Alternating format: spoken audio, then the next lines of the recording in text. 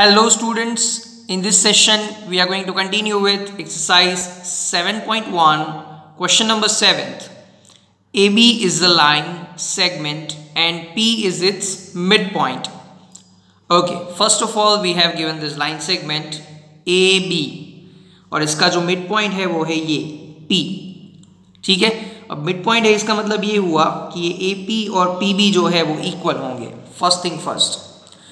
Further, D and E are points on the same side of AB. अब इस AB की same side में दो पॉइंट्स है D और E, such that angle BAD is equal to angle ABE. Okay, तो पहले find करते हैं BAD एंगल कहाँ पे है. एंगल BAD यानी कि ये वाला angle, and ABE, let's see where is ABE. ABE यानी कि ये वाला एंगल, ये दोनों एंगल इक्वल है, that is given in question. Further EPA और DPB, EPA दिस वन और DPB दिस वन, ये दोनों एंगल भी इक्वल है. ठीक है, अब क्या करना है, we have to prove that triangle DAP is congruent to triangle EBP. Let's see where is DAP. Triangle DAP,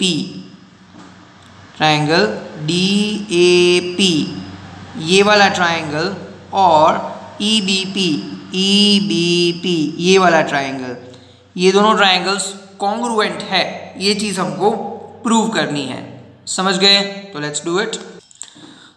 okay, जिन दोनों ट्राइंगल्स को हमें कॉन्ग्रुएंट प्रूव करना है वो मैंने यहाँ पे अलग से ड्रॉ किए हैं.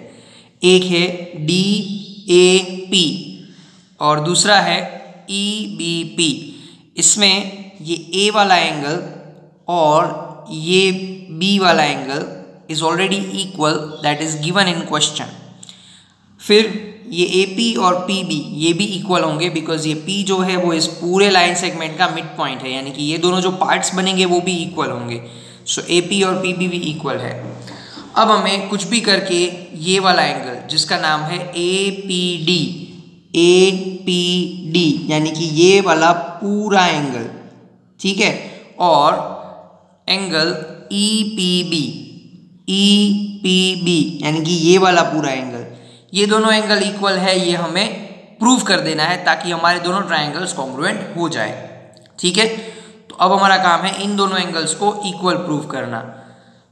First of all, what we have given is that angle EPA is equal to angle DPB.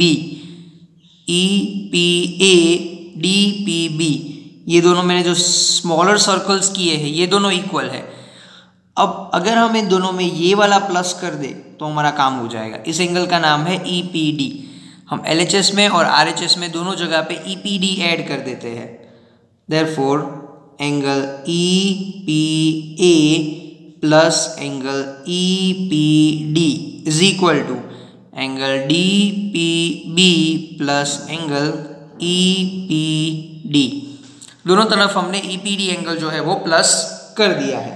ठीक है, अब as we can see from the figure, EPA और EPD ये दोनों एंगल्स का एडिशन, मतलब ये पूरा एंगल, क्या नाम होगा इसका? इसका नाम होगा APD. Therefore we can say that this addition will be angle APD and that will be equal to DPB और EPD. DPB यानी कि ये वाला एंगल और EPD यानी कि ये वाला एंगल, तो दोनों का एडिशन मतलब ये पूरा एंगल. ठीक है, so that will be angle BPE और you can write angle EPB. ठीक है, ये दोनों हमने इक्वल कर दिए, यानी कि ये वाला और ये वाला भी हमने इक्वल प्रूव कर दिया. बस दोनों ट्राइंगल में this angles are already equal given, ये हमने इक्वल प्रूव कर दिया. साइड्स तो इक्वल है ही, मतलब ये कॉन्ग्रुएंट है. बस हमें इस चीज़ को अब लिखना है. So for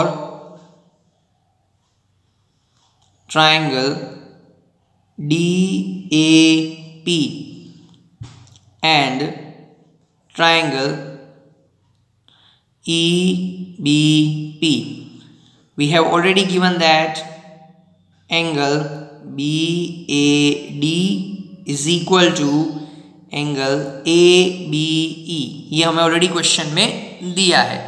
BAD और ABE, BAD और ABE कौन से है? एंगल BAD यानी कि ये A वाला, और एंगल ABE, एंगल ABE यानी कि ये B वाला, ये दोनों इक्वल हमने लिख लिए। अब sides are already equal, we have given AP is equal to PB. Why? Because they are, P is a midpoint of AB. ये दोनों इक्वल क्यों है? Because this is given in question, ठीक है। और इसके अलावा एंगल APD और एंगल EPB, ये दोनों इक्वल है, ये हमने अभी यहाँ पे प्रूव किया। So this is from equation number 1। इसका मतलब triangle DAP is congruent to triangle EBP, ठीक है। अब ये दोनों ट्राइंगल्स कॉन्ग्रुएंट है। अब हमें क्वेश्चन में और चीज़ करनी है, AD और BE इक्वल है ऐसा प्रूव करना है। तो देखो AD और BE, we need to prove for AD and BE, ये दोनों इक्वल है, ये प्रूव करना है।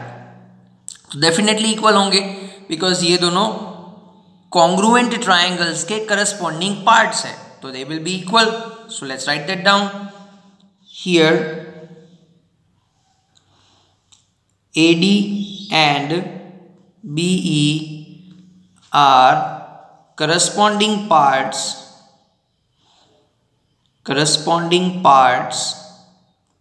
of congruent triangles. Therefore AD और BE ये दोनों इक्वल होंगे। Is that clear?